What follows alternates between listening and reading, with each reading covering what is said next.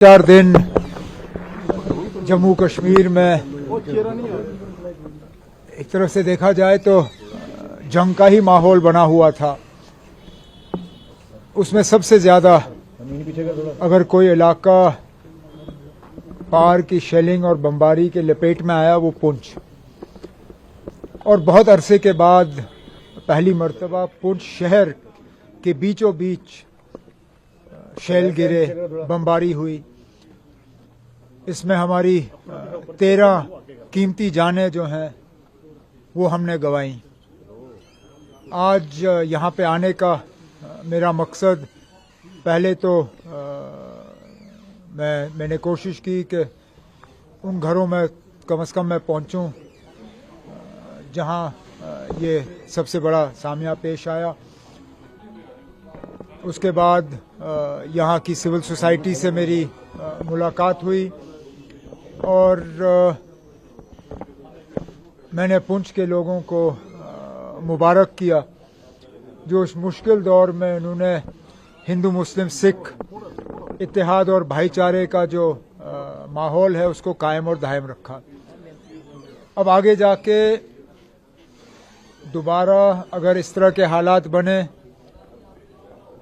तो इतना जानी नुकसान ना हो, उसके लिए कुछ मशवरे, कुछ सुझाव सिविल सोसाइटी की तरफ से हमें मिले हैं और उन पे हम अमल जो है करना शुरू करेंगे। उमर साहब, इस बार पाकिस्तान की शेलिंग ने religious structure, religious institutions, gurdwara, mandir, madrasas को भी हिट किया। उन्होंने इस शेलिंग के दौरान किसी एक मजहब को निशाना नहीं बनाया, बल्कि जिस तरह पुंछ के लोगों ने हिंदू मुस्लिम सिख इत्तेहाद का जो सबूत दिखाया, इन लोगों की बमबारी भी इसी तरह रही।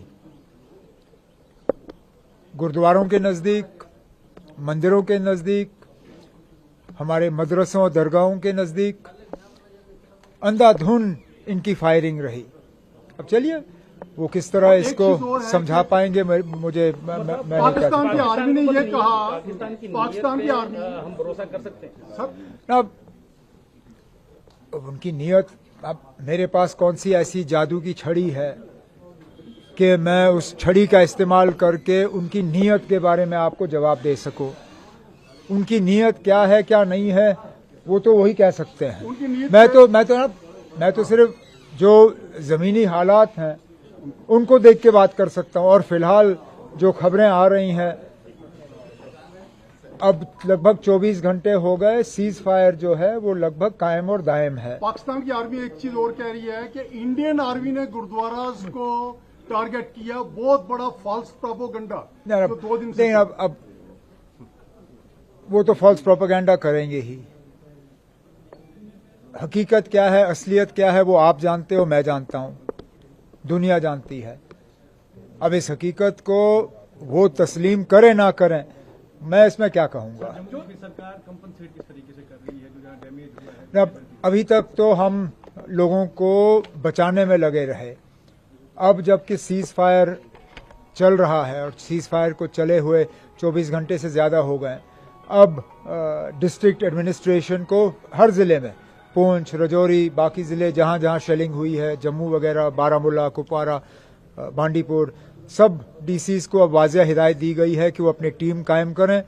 उन टीम्स में जो है इंजीनियरिंग एक्सपर्ट्स भी रखें और जहां जहां शेलिंग का असर किसी स्ट्रक्चर पे हुआ है उस स्ट्रक्चर की असेसमेंट करें। जो डैमेज हुआ है डैमेज असेस करें। डैमेज असेसमेंट के बाद एक बाज़ाब्ता एक परफॉर्मा के तहत इन्हें हम मुआवजा दे देंगे। जो लोग माइग्रेंट हो गए, यहाँ से चले गए, उनके लिए क्या कहेंगे? उनको तो अब कोशिश करनी चाहिए वापस आने की।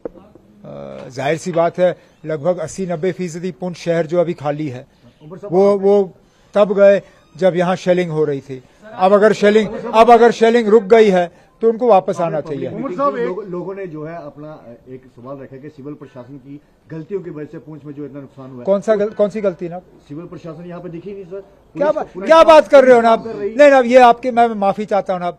मैंने वीडियो कॉन्फ्रेंसिंग के दौरान अपने डीसी और बाकी अफसरों से बात की ना। उनके पीछे गोलाबारी की आवाज मैंने सुनी। सर वो सुप्रीम कोर्ट में थे। नहीं ना, आपकी सिविल एडमिनिस्ट्रेशन देखना, पुंछ के अंदर मैं काम अब मैं करती है सुरनकोट और मैं लेकिन सुरनकोट और आप पुंछ का सिविल फर्क जानता हूं ना। एडमिनिस्ट्रेशन अब को- सिविल ये एडमिनिस्ट्रेशन ने काम किया, आपको सीएमओ, एसपी, डीसी ये लोग चलते रहे, लेकिन आप ना, थोड़ा मैंने अभी थोड़ा सिविल उनको एक और बार आप सुनिए, empower कीजिए मैंने अभी ताकि सिविल हालात मैंने को- अभी सिविल सोसाइटी की मीटिंग की। एक ने भी ये नहीं कहा कि डीसी या कोई आला अफसर जो है वो पुंछ छोड़ के किसी और शहर में रहा था। अब ये गलत खबरें जो है आप लोगों की तरफ से फैलाई जाती हैं, तो ये बड़ा अफसोस की बात है। एक बात कहूंगा उमर साहब, कि पीएम ने कल ये एक अलानिया डिक्लेयर कर दिया था, ये पूरा एक आउट स्पोकन वर्ड था कि पाकिस्तान की गवर्नमेंट दो चीजों पे अगर अमल करेगी कि टेररिस्ट कैंप्स को हमें अलाउ करे, उनको डिस्ट्रॉय करना है या पीओके दे, तो आप बतौर मैंने ये बयान नहीं सुना ना।